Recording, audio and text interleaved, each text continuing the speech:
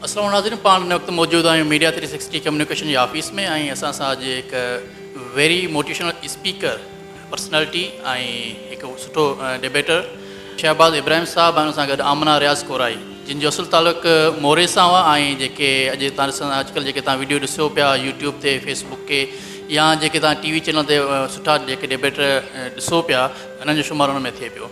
अदी सां अॼु पाण उन जेका पर्सनल ज़िंदगी आहे जेका मोटिवेशन आहे त अदी खां पुछंदासीं त पंहिंजो तारुफ़ कराइनि। अदी अस्सलाम वालेकुम। वालेकुम अस्सलाम।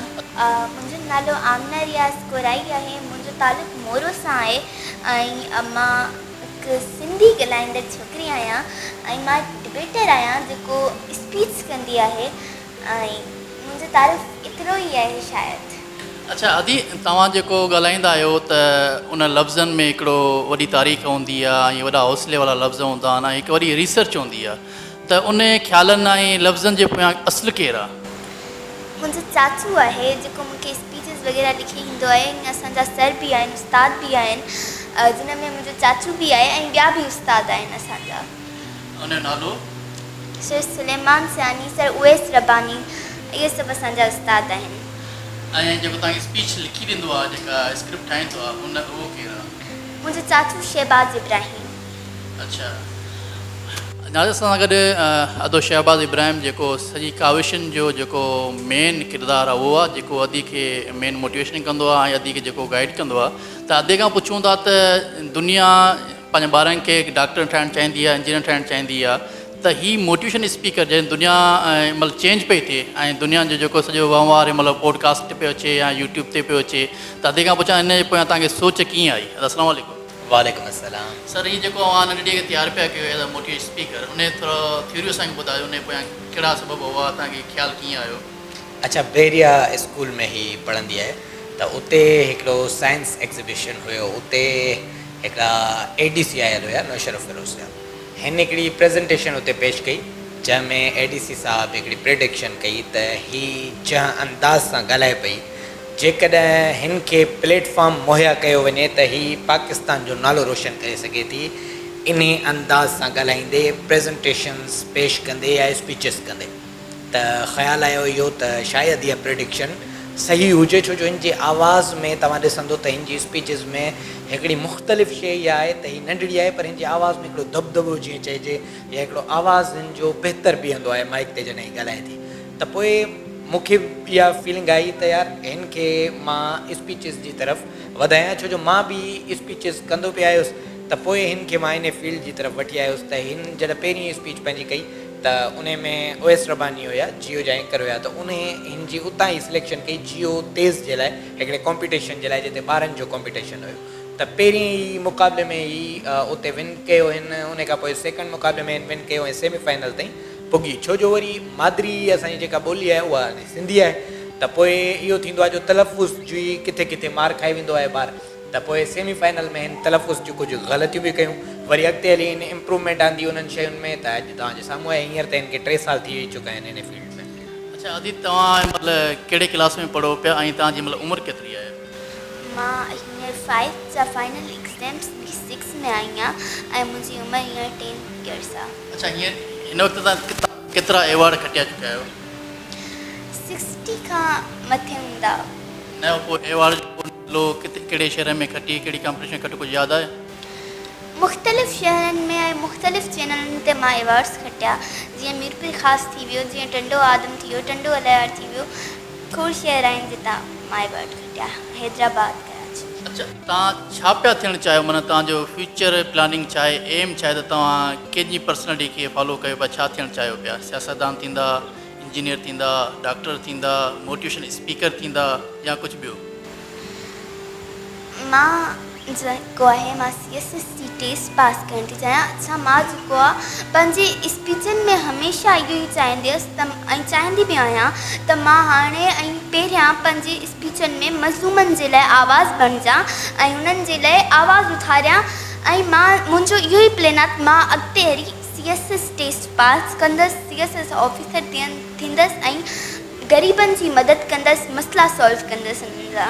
अच्छा, जॾहिं तव्हां ग़रीबनि जी ॻाल्हि कयो था त ऐं उनजे मज़लूम जो आवाज़ु थियो था, त ऑफिसर खां बहितर न तव्हां सियासत में अचो, का बहितरी आणियो, का तव्हां सिंध जा CM थियो या पाकिस्तान जा PM थियो? जी बिल्कुलु इहे आहिनि, पर हाली मुंहिंजी सोच इहा आहे त मां CSS जी टेस्ट पास कंदसि ऐं पोइ CSS ऑफिसर थींदसि, पोइ ईअं बि त असां मदद करी था सघूं उन्हनि जी। अच्छा, ॿियो तव्हां जॾहिं स्कूल वेंदा हूंदो लाज़मी आहे त अव्हां मोर नंढो शहरु आहे बिनिस्बत कराची खां या हैदराबाद खां, पोइ अव्हां जेके क्लास फेलोज़ हूंदा उहो तव्हां कीअं रिएक्ट कंदा आहिनि या तव्हांजो हुन सां बिहेवियर कीअं हूंदो आहे? अच्छा, हाणे ईअं आहे जो बसि असां दोस्त आहियूं आपस में, असां पाण में हिन हिसाब सां डिस्कशन बि कंदा आहियूं ऐं असां कॾहिं कॾहिं असेंबली बि थींदी आहे। हाणे कोविड जे करे बंदि आहे, पहिरियां असांजी असेंबली थींदी हुई त असांखे मौक़ो बि ॾिनो वेंदो हुन में स्पीच वग़ैरह करण जो, त मुंहिंजूं दोस्तूं मूंखे ॾिसी उते असेंबली में स्पीच कंदा हुआ ऐं ईअं ई शौक़ु पैदा थींदो इंशाल्लाह सभु अॻिते वेंदा। ऐं मुंहिंजो इहो ई हूंदो आहे हमेशह त कंहिंखे ॾिसी चुका आहिनि उन फील्ड में न वञो, पर जेको तव्हां में शौक़ु आहे तव्हां हुन में वञो। ऐं मूंखे अगरि स्पीचनि जो शौक़ु त मां हुन में वियसि ऐं मां पंहिंजी क्लास फेलोज़ या सभिनी खे इहो ई मशवरो ॾींदसि त तव्हांखे जंहिं फील्ड में शौक़ु आहे तव्हां उन फील्ड में वञो, तव्हां हुन में कामयाबु थींदो इंशाल्लाह। अच्छा शहबाज़, पाण ॻाल्हि कयूं त जेके अॼोको दौरु आहे सॼो डिजिटल दौरु आहे ऐं दुनिया सॼी तव्हांजी मोबाइल फ़ोन में लैपटॉप में अची वई आहे, त तव्हां कीअं पिया ॾिसो जेको अव्हांखे रिस्पॉन्स माण्हू जो मिले पियो ऐं स्पीच जे हवाले सां या जेको माण्हू तव्हां फीडबैक ॾियनि था इन तक़रीबन जेका सोशल मीडिया तव्हां ई मैनेज कंदा आहियो, त माण्हू जो रिस्पॉन्स कीअं हूंदो आहे? अच्छा, मां तव्हांखे हिकिड़ी मज़े जी ॻाल्हि ॿुधायां त अक्सर स्पीचिस हिन जूं तक़रीबन 3 साल खां लिखां पियो त जेके घणियूं रिसर्च थियल तक़रीरूं आहिनि उहे एतिरो वायरल न वियूं आहिनि, पर हिकिड़ी स्पीच मूं लिखी रिसेंटली, क्या हम आज़ाद हैं, टॉपिक हुयो हिन जो, ऐं नौशरो फिरोज़ जेको असांजो पंहिंजो डिस्ट्रिक्ट आहे, असां मोरो जा रहवासी आहियूं, त उते हिन स्पीच कई उन टॉपिक ते। अच्छा, उन टॉपिक ते मूंखे अधु कलाकु लॻो लिखण में, को माना वधीक महिनत न लॻी या रिसर्च कोन लॻी, माना लिखियोसीं अधु कलाक जे अंदरि। हिन खे मूं ॾिनी 2 ॾींहं तयारी बि कई हुनजी। उन खां पोइ जॾहिं उन प्लेटफॉर्म ते स्पीच कई त उहा एतिरी वायरल वई जो उन खां पोइ मुंहिंजो नंबर ॾिनल आहे हिन जे पेज ते, त इंडिया मां, दुबई मां, सऊदी मां, माना डिफरेंट ममालिक में जिते बि पाकिस्तानी रहनि था या जेके उर्दू खे सम्झनि था उतां मूंखे फ़ोन कॉल्स, हींअर बि फ़ोन कॉल्स ईंदियूं आहिनि त यार ही नंढड़ी केरु आहे, असांखे एप्रिशिएट करिणो आहे हिन खे। के चवंदा आहिनि असां तव्हांखे के इनामात मोकिलियो, असां चवंदा आहियूं न तव्हांजी दुआनि जी ज़रूरत आहे ऐं तव्हां जेको सो एप्रिशिएट कयो था कॉल करे, इहा ई हिकिड़ी वॾी हिमत अफ़ज़ाई आहे। अक्सर माण्हू तव्हां ॾिसंदा आहियो, घणा माण्हू हाणे मिसाल जे तौर ते किथे तक़रीर कंदे दुपटो लही थो वञे उन ते बि तनक़ीद कंदे नज़र ईंदा आहिनि, त हज़ारनि मां एप्रिशिएट करण वारा 2-3 हूंदा आहिनि, त पोइ एतिरी जॾहिं एप्रिसिएशन मिले त इहा तमामु घणी हिमत अफ़ज़ाई हूंदी आहे कंहिंजे। अच्छा, हिन तरह जा ॿिया बि माना ॿार आहिनि पंहिंजे हिन में मोरो में या जेके माना स्पीकिंग कंदा हुआ डिबेटर हुजनि?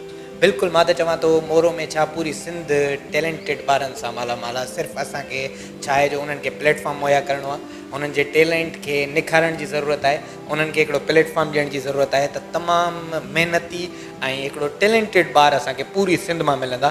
ऐं जेकॾहिं मां ॻाल्हि कयां सिर्फ़ु मोरो जी, त असां 2016 खां उते इवेंट्स पिया करायूं अहिड़ा, जंहिंमें असां उन्हनि खे मौक़ो ॾींदा आहियूं, अची तव्हांखे प्लेटफॉर्म उन्हनि खे मुहैया कंदा आहियूं। डिफरेंट स्कूल्स मां ॿार खणंदा आहियूं स्पीचिस जे लाइ। आमना बि असांखे उतां ई मिली हुई, मिसाल जे तौर ते मौक़ो फस्ट मौक़ो हिन खे बि उतां ई ॾिनोसीं त बाबा तूं अची स्पीच कर। ऐं उतां असांखे 4 सालनि में माना हर इवेंट में 1-2 असांखे ॿारु सुठो मिली थो वञे, जेको वञी पोइ नेशनल मीडिया ते बि मोरो जो बि नालो रोशन पियो करे त सिंध जो नालो बि रोशन पियो करे। अच्छा आदि, आमना तव्हांजी डेली ज़िंदगी कीअं गुज़रंदी आहे? सुबुह जो छा कंदा आहियो, मंझंदि जो छा कंदा आहियो, शाम जो छा हूंदो आहे? रुटीन थोरी ॿारनि वारी आहे या वॾनि वारी आहे? मुंहिंजी रूटीन हाणे न ई एॾे नंढे ॿारनि वारी आहे, न की एॾे वॾनि वारी आहे। अच्छा, मां सुबुह जो उथींदी आहियां ऐं ब्रुश वग़ैरह घुते, हुन खां पोइ नाश्तो वाश्तो कंदा आहियूं, हुन खां पोइ स्कूल बि वेंदा हुआसीं, पर हाणे छुटियूं आहिनि हिननि जूं, त ईअं कुझु बुक्स वग़ैरह पढ़ंदा आहियूं, असां पोइट्रीज़ वग़ैरह यादि कंदा आहियूं ऐं स्पीचिस वग़ैरह यादि कंदा आहियूं। मुंहिंजी डेली रूटीन हाणे ईअं ई हले थी त मां स्पीचिस वग़ैरह यादि थी कयां, मां पोइट्रीज़ वग़ैरह यादि थी कयां ऐं बाक़ी ईअं ई हलंदो आहे डेली रूटीन मानी। अच्छा, स्पीचिस में अव्हां कंहिंखे माना पंहिंजो मेंटोर सम्झो था, जेके तव्हां यूट्यूब ते ॾिसी वरी तव्हां कोशिशि कंदा हुन मां ॻाल्हाइणु माना सिखां? मां यूट्यूब मां घणो न आहे सिखियो, मां पंहिंजे चाचू खां सिखियो आहे, छो जो मुंहिंजे चाचू ॿुधायो तूं पाण डिबेटर रहिया आहिनि ऐं हू पाकिस्तान जो सुठो नारा आहिनि ऐं मां पंहिंजे चाचू खां ई सिखियो ऐं मुंहिंजो मेंटर मुंहिंजो चाचू ई आहे। तव्हां जेको ख़ासि पैगाम असांजे नौजवाननि लाइ ऐं असांजे नंढनि ॿारनि लाइ?